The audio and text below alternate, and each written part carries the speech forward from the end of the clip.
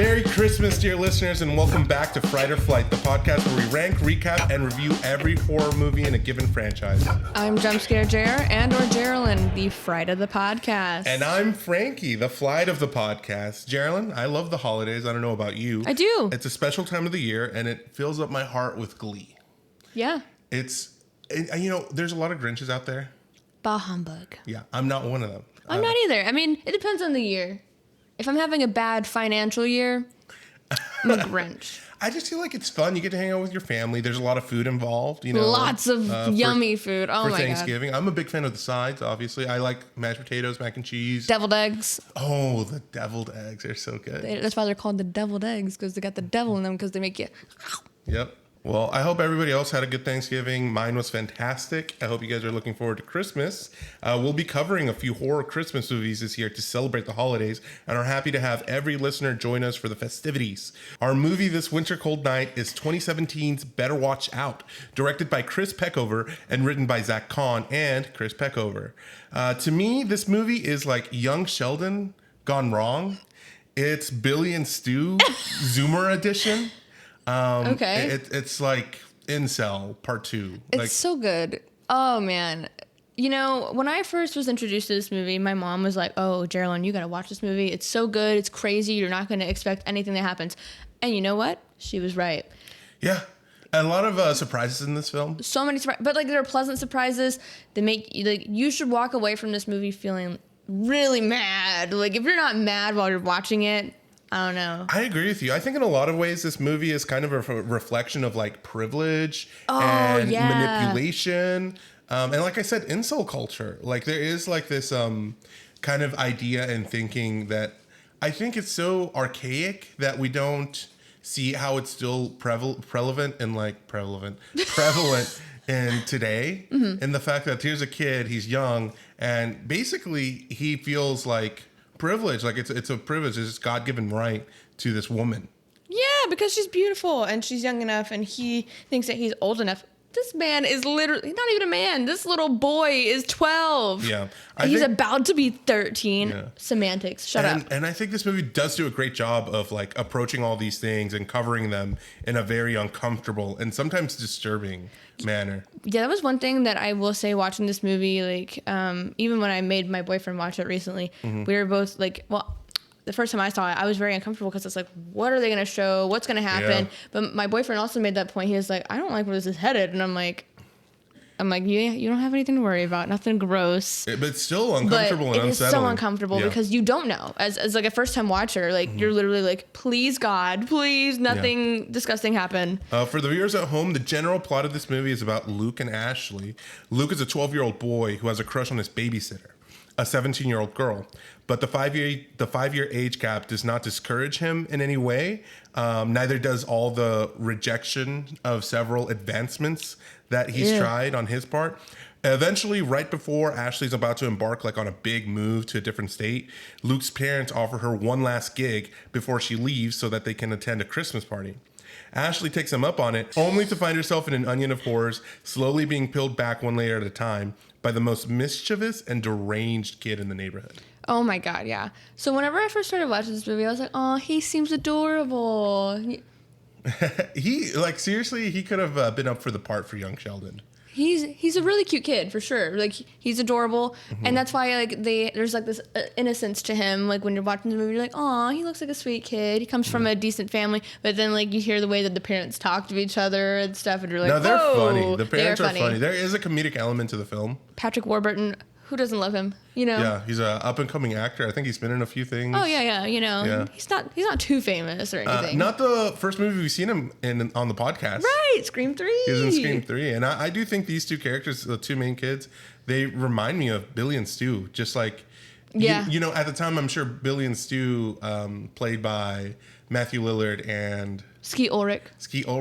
They were much older than the roles they were playing, I'm sure. This is, to me, I had that in mind. This felt like a more realistic and like modern version of that.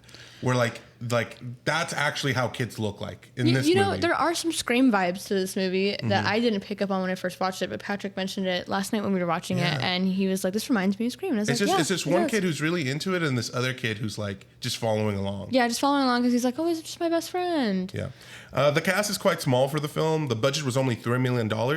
I feel like I said that weird. You did say that weird. Was it 30 million or 3 million? 3 million. Okay.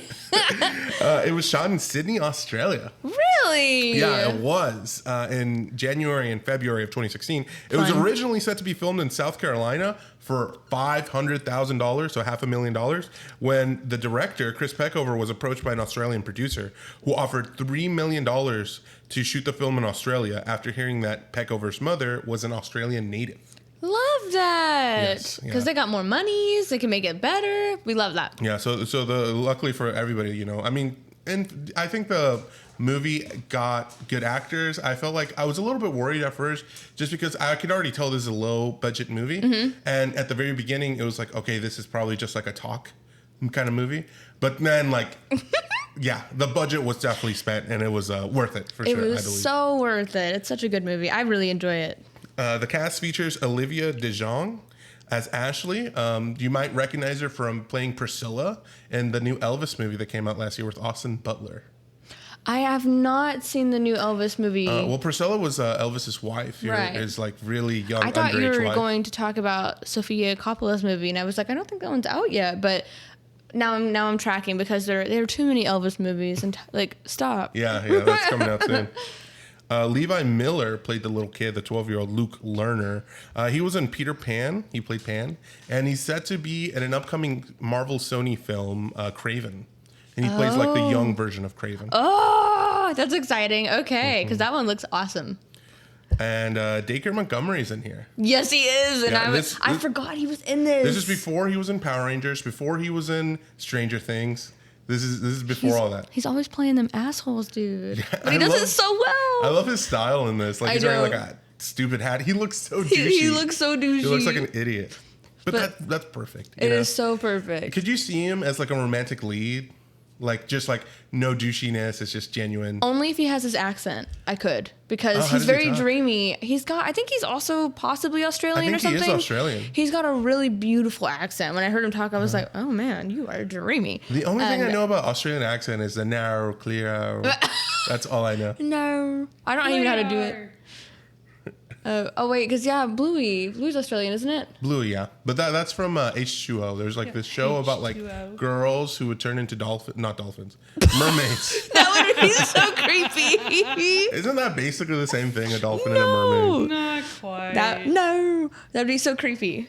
That'd be so creepy. No, it's raining outside. Just imagine, like, it's just imagining in that show, it's only the top part of them that turns into dolphins, and then they just have regular legs. I don't know why. That's what comes to mind instead. Did you, I know a lot of kids when they were younger, they would pretend to be mermaids. Did you ever play that in the pool? Yes, I did. And you know what really set the tone for me when I was younger was Aquamarine, starring Sarah Paxton. Me too. I loved Aquamarine. That movie was fantastic. Did you ever see, oh man, it's like the 13th Year or something. It was like a Disney Channel 13 movie. Reasons Why? No. The 13th Year, I think that's what the name of it was. It was a Disney Channel movie about a boy. Yes, I did. Yeah. Oh my god, I love that movie. H2O, but it's about a single boy. Yes, because he was also in Smart House and Luck of the Irish. That same kid. Yeah, it was. I love that movie. Yeah. Are these all Disney films? Yes. Yeah, they're all Disney I've never seen Channel. any of them. You've just opened the hidden realm in my brain. What was the other film called? Like something about the Irish? Luck of the Irish. It was about Shia LaBeouf. He turned out to be a leprechaun. We need to do like a mini series podcast where. No, it's the same guy from Smart House and that mermaid movie, but he does kind of favor Shia LaBeouf. Like Shia LaBeouf. I'm gonna research that, but continue. We should do a mini series podcast where we just cover like old Disney Channel a horror of movies. their own. Yeah. That would be fun. There's so many things. Don't even get me started on Halloween Town 4. Don't even. 4. Oh my gosh, there's so much drama correlating around Halloween Town 4. Marnie, I know she was different. I knew she was different. Yep. So since this story, I feel like is so provocative. Yeah. I kind of want to do like a deep dive over the plot. and just Okay. go over like everything that happens, like a synopsis for it. Okay. The story starts innocently enough. Luke and Garrett are having a conversation in a bedroom.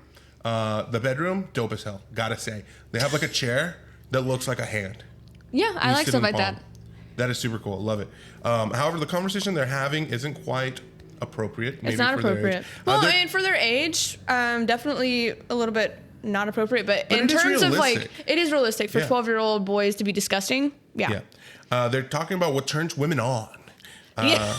Luke reads an article on how women release the same endorphins when frightened as they do when they're aroused. I don't know that is true. I don't know. I'm very curious to know I that. wouldn't be surprised if a man wrote that article, though. You know? I'm not. I don't have to tell you anything. Uh-huh. I don't know what I'm trying to say.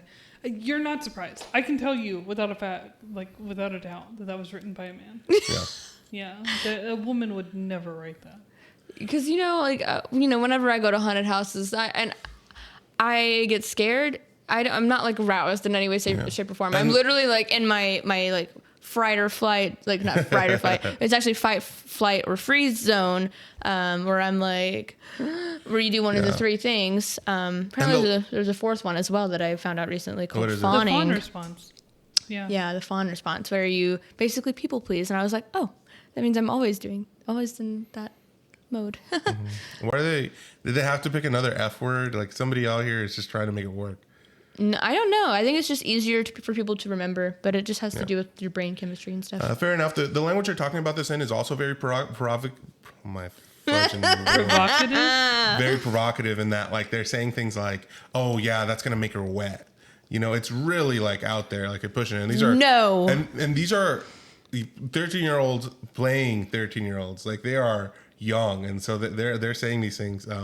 This scene immediately delves into the perspective of these guys. I feel like into this horny, stupid, and dumb vibe. Yeah. Like, like, it really sets you into that.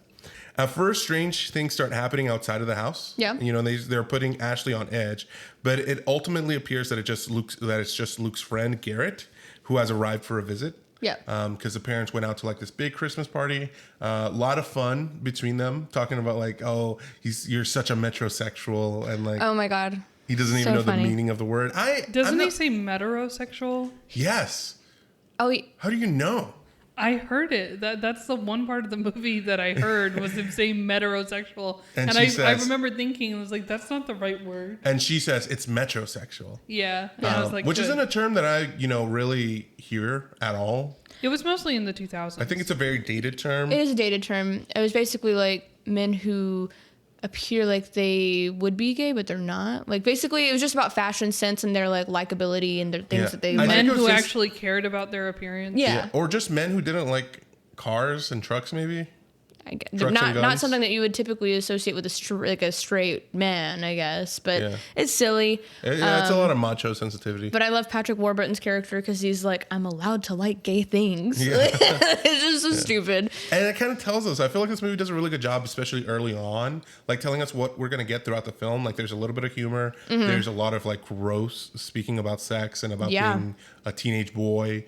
And there's like a little bit of a creepiness, where Ashley comes across like this Santa that is this like a yard Santa Yeah. kind of thing. And it just spooks her a couple of times. Before they leave, when Garrett is still talking with Luke, he talks about like how he has a plan to do something with Ashley. Yeah. And then Garrett's like, what are you talking about, man? She's twice your age. And he's like, oh, it's only 5 years. So obviously we find out that Luke has a crush on his babysitter, Ashley. And Garrett and the parents both leave. And then it's just Ashley and Luke. And throughout this, Luke is kind of trying to seduce her. He brings out like a bottle of wine. They drink. He tries to put on a horror movie for them to see. But throughout this, they start hearing some like comeuppance around the house. And it appears that there is an intruder, right? Mm-hmm. And they run away. They hide in the attic. But after a while, when they're hiding in the closet, Ashley can tell that the intruder's wearing a mask, right? And the mask is one of Luke's masks. So she puts two and two together, goes out into the room, pulls the mask off. It's just Garrett. Garrett was in on it the whole time. Which, oh man, whenever I watched this for the first time, I was pissed. Because, like, first of all, they set the tone early in the movie that like, oh man, there's something happening, and the movie's called Better Watch Out, so it really fits what you think is going to happen. But that's another fun thing where it's like so many twists and turns, you never know what's coming next, which is really fun. But man, if I were her, I would have beat him to a pulp. Well, she got angry. God. She was mad. Like, I mean, come on. Like, oh my God, yeah. She thought there was an intruder in the house with a shotgun, right? Mm-hmm. And then it was just a ploy to scare her, to get her horny. And then for Luke to come out as like, look, I stopped the intruder. I saved you. Don't you love me now? But obviously she figures it out. And like you said, she's mad. Like she's angry. So she's yelling at both of them, saying that she's going to call his parents. And he gets angry, slaps her at the top of the stairs, and she rolls down and hits her head on the ground, falling unconscious. I would have assumed that she would have been dead like immediately from this, but I guess really, we were from wrong. Falling down the stairs? You can break your neck, dude. It's a serious business. I literally, before you guys came over, I almost fell down the stairs carrying laundry up, and I was like, that would have been the worst thing in the world because I probably would have hurt myself really bad. I already have bad neck issues. Like, please, no. So for a while, this is what I thought the movie was going to be. I thought it was going to be this whole like, oh, there's an intruder in the house during Christmas. And that's not what the movie is. This only happens like in the first 20, 30 minutes of the film. Yeah. And when he slaps her across the face, like you said, like, surprise, better watch out. Yeah. And she falls down the stairs. I'm like, oh, it takes a turn. And I think that turn is when it comes from stupid and dumb turns into stupid and violent. Yeah. Because we start seeing that like out for the first part, it was mostly like, oh, this kid is pathetic. And he's in over his head. Right. But throughout the next, like, for the rest of the film, we find out he is pathetic, but he's also, like, crazy. He's a maniac. Yeah. He obviously needs a lot of therapy. This is when kids need to be bullied. Bring back bullying. I think that's also, like, a representative to me as part of, like, the masculinity aspect of this film. Because I think what happens to them from going from horny, dumb, and stupid to horny, dumb, and violent, I think you can say the same thing or a similar thing happens to men. Mm-hmm. Oh, yeah. In that, like, they're men now, like, but they still have the same brain they had as a kid. And just now they have muscle mass, alcohol, and a fragile ego. Which is really terrifying because, you know, this is just a 12-year-old, 13-year-old kid in the movie. And it's he's like skinny. He's frail. But, like, imagine, like, because at the end of the movie, spoiler alert, it came out in 2016, 2017, whatever, I don't care. He survives, right? To me, that's terrifying because if he survives and doesn't get caught, he could grow up to be this violent man with muscle mass who can like incite violence on women, and that's a really terrifying thought to me. Essentially, there's no consequences. Yes, which is horrible because I really like. You're telling me these men, these grown men who were there to like see Ashley, they couldn't have just taken this kid. Beat him to a pulp. Literally, like choke him out. What's he gonna do? Ooh, this kid made me so like enraged. I don't think a character has been like played so well before that I've wanted to jump through the screen and just start wailing on him. The kid is a great actor. Fantastic. Some people have criticized his performance in this film in that they thought some people have a hard time with the tone. And, you know, we recently talked about Trick or Treat and how I had difficulty with the tone of that. There's somebody that I heard talk about this film and saying that like they didn't know if he was supposed to come off as like intimidating to the viewer or pathetic to the viewer. I think it could be a little bit of both. It was definitely both, and I think that's what makes it a little more deranged. Where like when he's yelling, his voice is cracking. Yeah, that's what he's like squeaking. Right. I think that's what makes it funny to me, at least. It had some levity. Because it's like, you mean to tell me this little boy is tough? Like what? But then again, he's got weapons and stuff. So I mean, there is. Yeah. It's and really he's acting all tough too. Like he's like suave, like trying to be suave and confident. And to us, it looks like obviously this is just some dumb 12-year-old dweeb playing up to like the movies that he's seen or whatever. But some people who watched the film didn't understand that and thought they were like they were trying to portray him as tough and he wasn't doing a good job of it. But I think it was actually some minutia. I think it was just a little more nuanced. The performance and the character. And I loved it because he does so well. And you like. As a viewer, you should hate him. You should hate him so much that as much as I did, where you want to just go, like, just feed his ass. Like, that's how bad I hated him. And that's telling to a good actor. I swear it is. If you can hate someone that well. Yeah. Well, after Ashley comes to, she wakes up and she's been binded by duct tape to a chair. Yeah. And then Luke forces her to play Truth or Dare with him and his friend Garrett. And it's just like I said, like, this is so like teenage boy kind of thing, like with the added thing about like she's tied up in a chair. Yeah. Like, it's not just, you know, this you know how teenage boys are, right? But now you have this added level of like torture or whatever. And the questions they ask, this is one of the most uncomfortable parts of the film, is like when Garrett gets asked Truth or Dare, he says Dare, and he dares Luke to feel her up, to grope one of her breasts. Yeah, and it's just so like gross. It's so gross. But then again, like, there's just, it's a deeper message, because we do see this culture in general. And this was before, it was kind of around the Me Too movement. Yeah. So it's still, like you said, very prevalent in today's society. But you know what's messed up? Like, this exact scene would have played up for jokes in the 80s. Like, yeah. Like back then, like, it was like, oh, fun and games, you know. Like, there's a movie, I forget what it's called, but it's like Revenge of the Nerds or Attack of the Nerds. That's kind of similar concepts where, like, this character, you know, the nerd is supposed to be typically portrayed as somebody who doesn't get the girl, right? Yeah. And this movie is like where they do get the girl. Or like Big Bang Theory, same thing, where like it's a bunch of nerds, but there's a lot of sexism and misogyny in that television show. Yeah. And it's just that now I feel like is finally being not that people didn't know that beforehand, right? But that it's being like publicly shown, like, and recognized for what it is. Well, I mean, there's like we have like these, what are they called? Tropes for reasons. Yeah. And specifically, like you said, this movie screams incel, because typically, or like nice guy. Yeah, nice guy. That's a good example. Because it's like, oh, this nice guy is like reaching out, and they're like, hey, beautiful. But when they're like, hey, I'm sorry, I'm not interested, or I have a boyfriend, they're like, you're fat and ugly anyway, you ugly bitch. And you're like, whoa. And like, if I'm being honest with you, I think that's becoming more and more prevalent with like young kids. Oh, it's so scary. You know, when Andrew Tate popped on the scene, I hate him so much. I didn't think much of it, if I'm being honest with you. But now I know him and people like him have had a big influence on young boys. And I hate that, because it's just going to perpetuate this disgusting, this horrible like monstrosity that men have in their brain about women. And it's like they view them as objects. So it's like that stupid belief from back in the day when, you know, women are my property. It's like, it's never going to go away. No, I feel like we're getting better, but I feel like now there seems to be kind of a regression. You know, I don't know. This is just me theory crafting.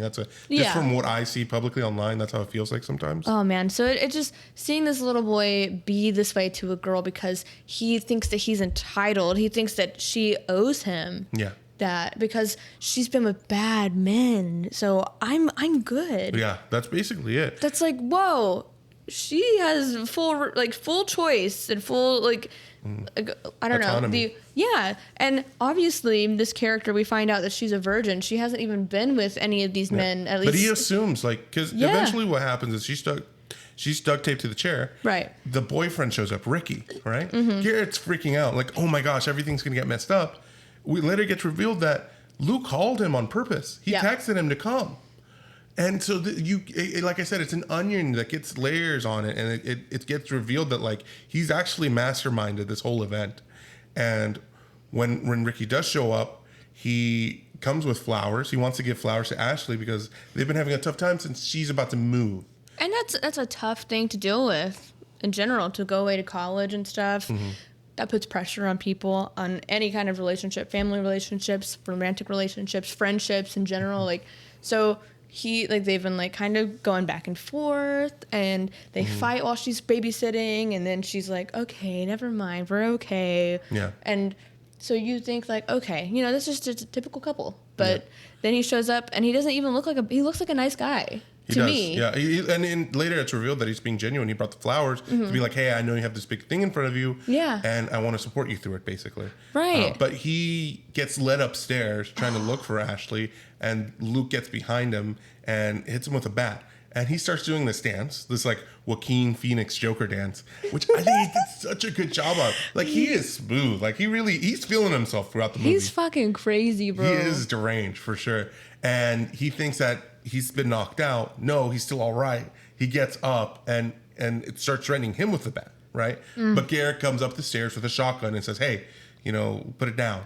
And he does, and then Luke hits him in the back with the bat and knocks him out. And then he wakes up sitting in a chair, duct tape, next to Ashley. Yep. And that's when we find out that he, is here to support them.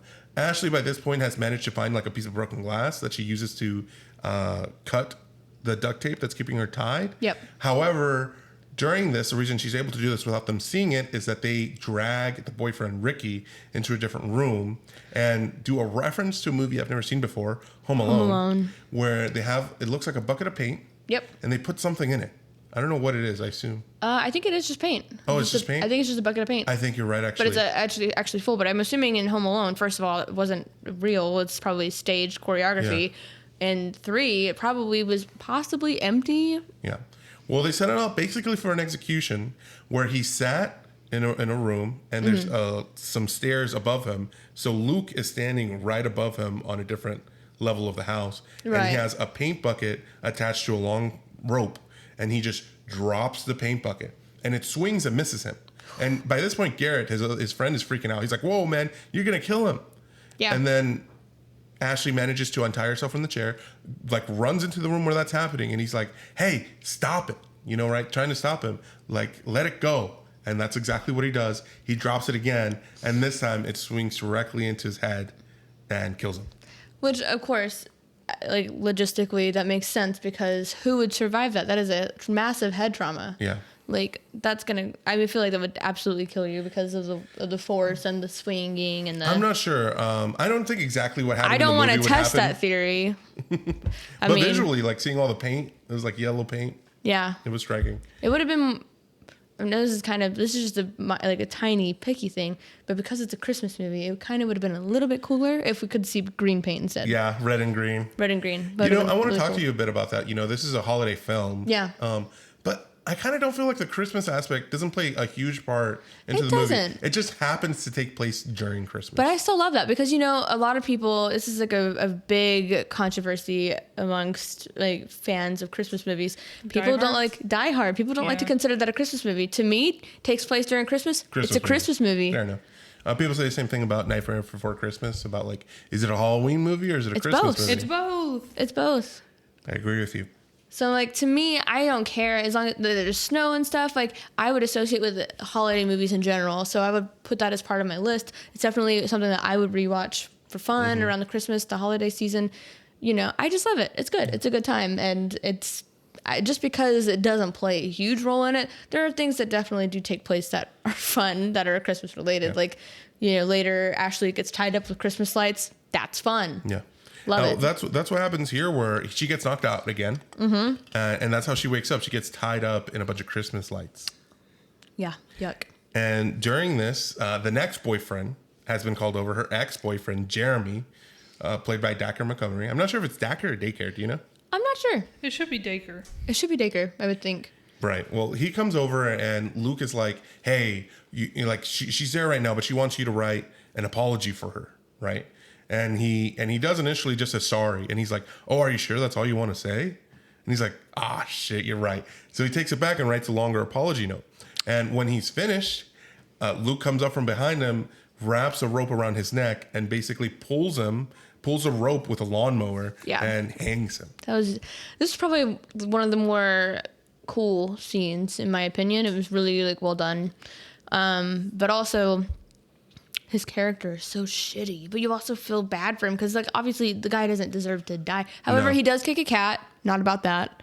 So that's a huge strike against me. So I'm like, go ahead.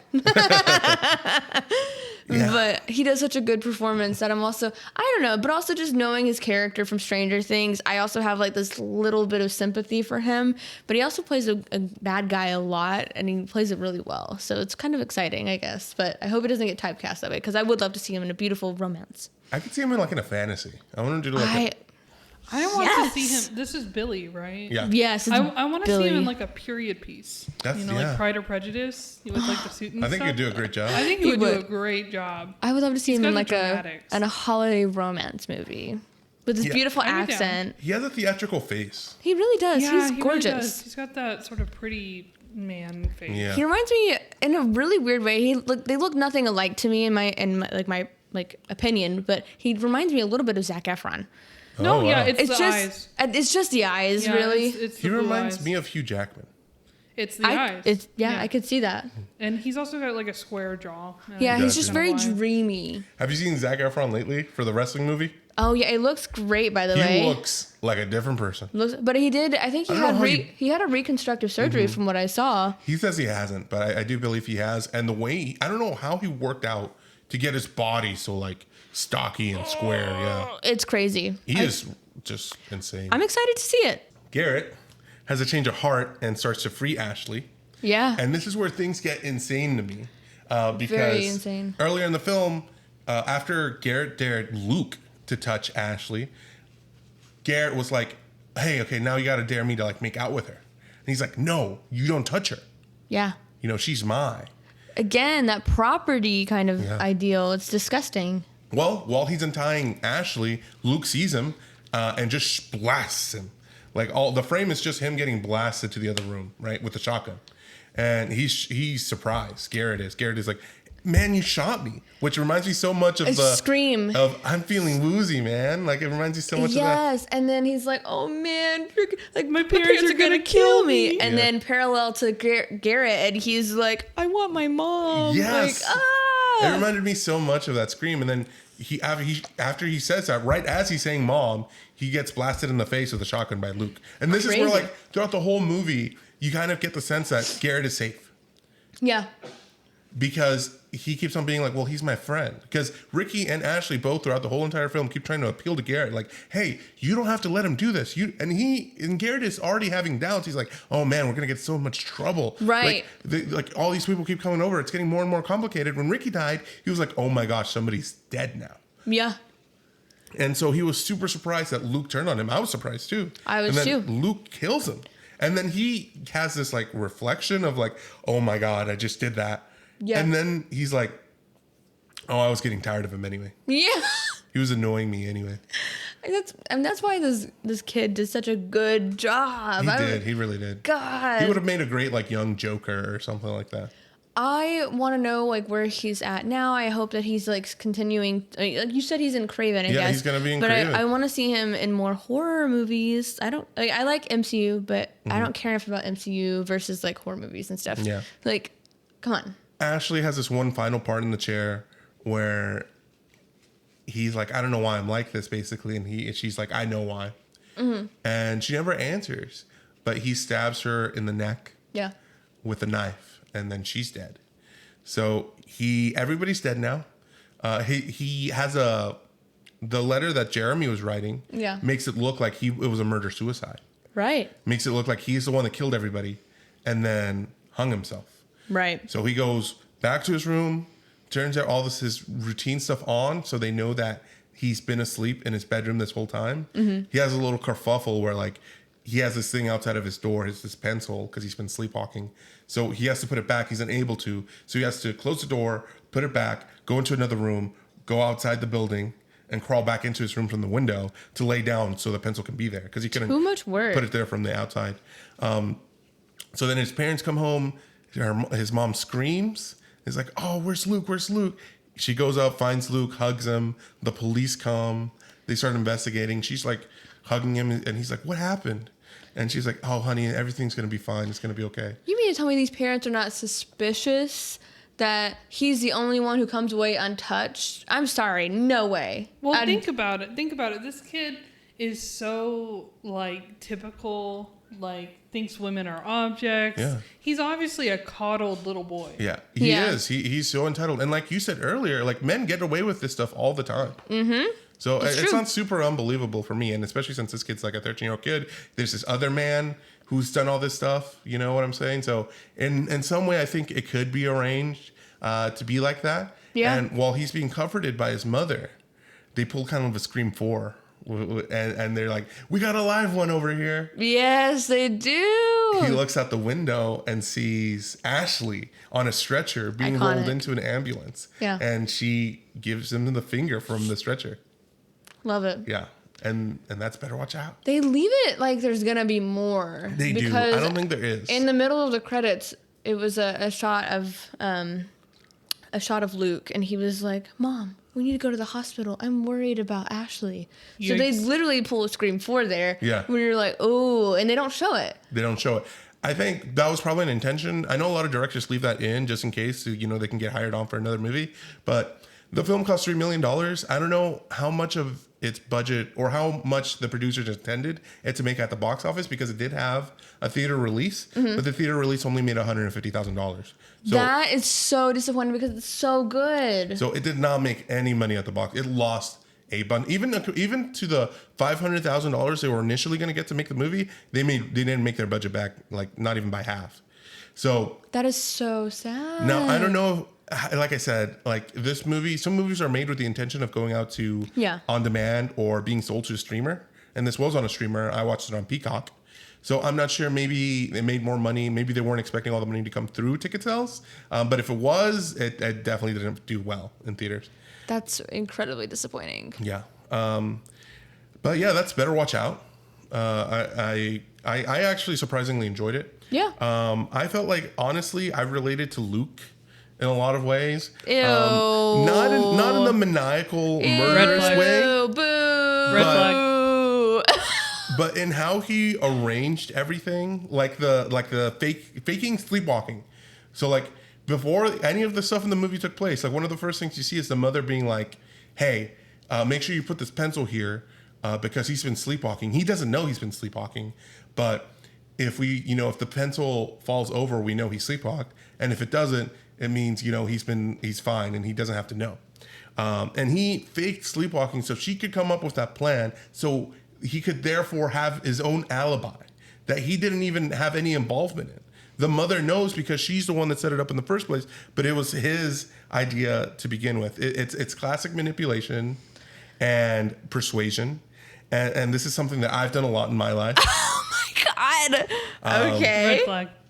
It's kind of a sleight of hand, but like psychologically. Okay. Like distracting somebody with one thought to lead them to another, therefore triggering the person to believe it was a thought of their own mind and creation, when really you had planted the seed all along. Have I had thoughts of my own this whole time? Or is he just manipulating you to like the Maybe movie? he manipulated me to like Saw. No, I'm just kidding. It's just, you can draw like a line from A to B. Like you can just tell somebody like, here's what I think or here's what I want, or here's Okay. this idea. But when you instead make the person feel like they came up with it themselves, it's just so much more compelling to them. It's the same kind of logic that like reverse psychology is. Yeah. Except on like a more layered level. You're digging a deeper hole right now. And you say that I could be the serial killer here.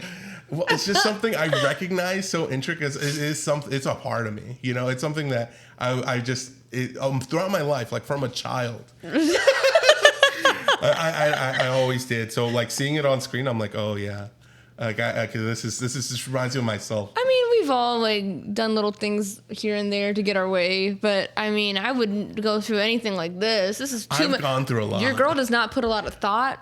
I've put so much effort into things. You put effort into them. I don't know how much thought you put into them. I would say a good amount of thought. Bailey's over here exposing you as Or not maybe- a mastermind. The last track of Taylor Swift's new album is called Yeah, Mastermind. it is. Whoa. And it's the song I relate to most off the entire record. And she basically details that where like she talks about like somebody who she's been pulling the strings on the relationship the whole time.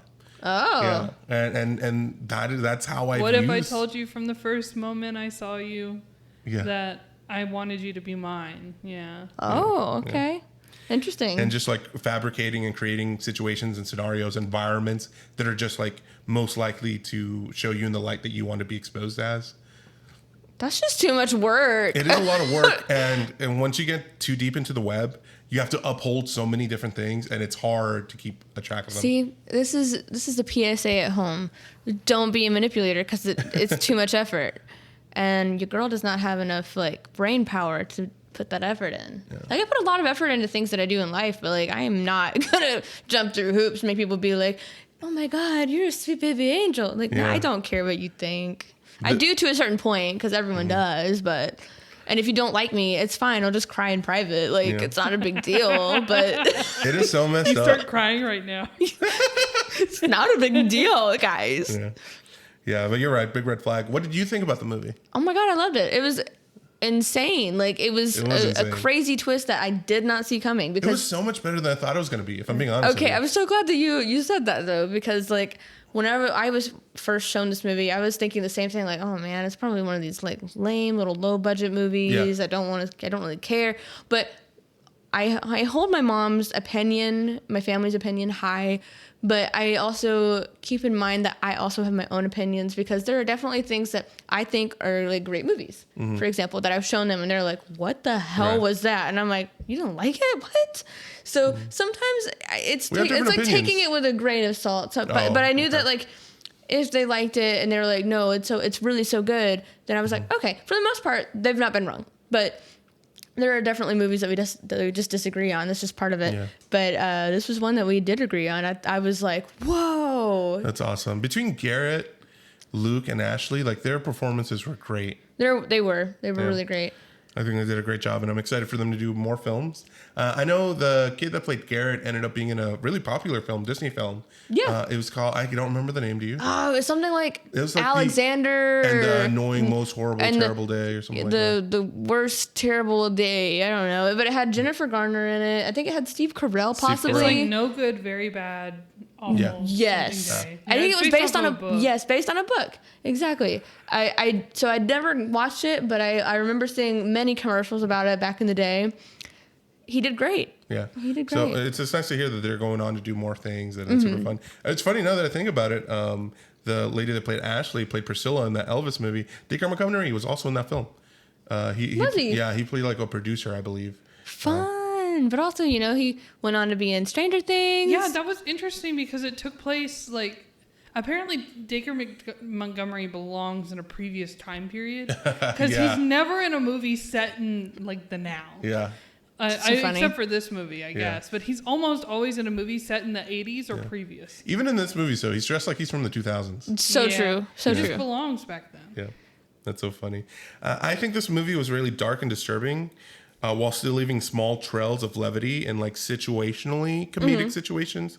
The humor is subtle enough to smile through the cringe. Yes. And overt enough to highlight the twisted nature of it. Because there is like, it's just... Obviously, it's a tragedy when awful things are done by like men. Right. But when you can see like all those horrible manifestations coming from a child, it does add like, and he thinks that's all a game. Yeah. Like it's like life is meaningless to him. Well, he was like, oh, I just really wanted to scare you so you could see how heroic I was and I saved you. And then she would want, like, you really think that's all it takes for somebody to want you, but also like you really think that she would just see past the age difference there? My parents are that far apart, and they're like pizza. Like I'm sorry. That's like it's different when you are like above 21. Like when you're 21 and up, age doesn't matter as much with like your partners in terms of everyone being above 21 years old. But I mean that's just too much. There are too many different experiences. Yeah, I think this movie. I don't think I've ever seen a movie that does a better job of walking the line of something that is humorous and disturbing at the same time. Yes. Because you're laughing at this kid squeaking. Yeah. But at the same time, like, it's dangerous. You know? But my question is, why didn't these these big teens just fucking get him? Kids. So if a kid's trying to kill me, they get arrested, they go to jail. They didn't know. Neither of them knew. Jeremy was hung from behind him. He never saw it coming. And then Ricky was held. I don't care how, if you're a 4-year-old, if you have a shotgun, I'm scared of you. That's true.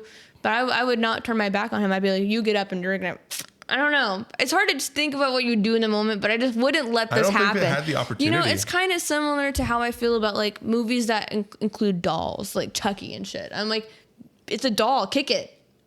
They do. Well, I mean, they do, but we'll get to the Chucky series because it's fun. Because it's not all just like kicking, because dolls are just, I don't know, they're built different. Yeah, they're just built different. Yeah. The film also features a Ramones Christmas song that I'm a big fan of punk music, so I was super appreciated that they had a Ramones song in the soundtrack. It's when he's cleaning everything up right before he goes to bed. It was a good time. I kind of, it's hard to tell sometimes if the movie's trying to portray him as like you hate him, because he does have like, I don't know if the charming is the right word, but like moments where like the dancing and like just kind of showing like the maniacal side of it as opposed to like the disturbing side of it. I think it's supposed to be more like dark humor kind of thing. It does give me also some Patrick Dark humor, yeah. Some dark Patrick Bateman vibes from American Psycho, which we have not covered on the podcast, but it reminds me of that. You're right. You're exactly right. I've never seen the film, but I've seen like scenes and clippings that I can. Oh, it's I can amazing. get the vibe you're talking about. Because I mean, like, there's a part where he kills somebody in the movie in American Psycho, and he's like, "Oh, this is a good soundtrack," and he just starts dancing, and then he kills them, and it's just hilarious. Because that movie is an extremely dark, extremely dry humor, but this is a little bit more obvious in comparison. And modern. More modern as well, yeah. Yeah. Well, that's a wrap on Better Watch Out. I hope you guys liked it. If you didn't see the movie and listened to this far anyway, I hope you liked our retelling of it. Yeah, I hope you did, because it's such a fun movie with, it's like Scream, but Christmas version, which apparently we'll also be getting a Christmas Scream, I think, is what it's rumored for Scream 7. That's fun. It is fun. Yeah.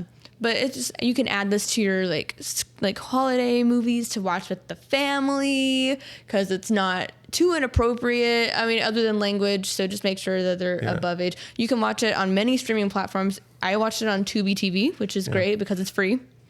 On my side of things, I completely disagree. This is not a family-friendly film. I think it's a family-friendly film. Crazy disturbing. Visually, you're right, but I think just like the nuances of like the masculinity we've talked about is just too. What's the word? Use it as a cautionary tale. What not to do. Yeah, sure. Well, that's a wrap. Follow us on socials at Fright Flight Pod, and watch us on our new scripted content and Let's Play channel, Fright Risk, on YouTube. Fright Risk.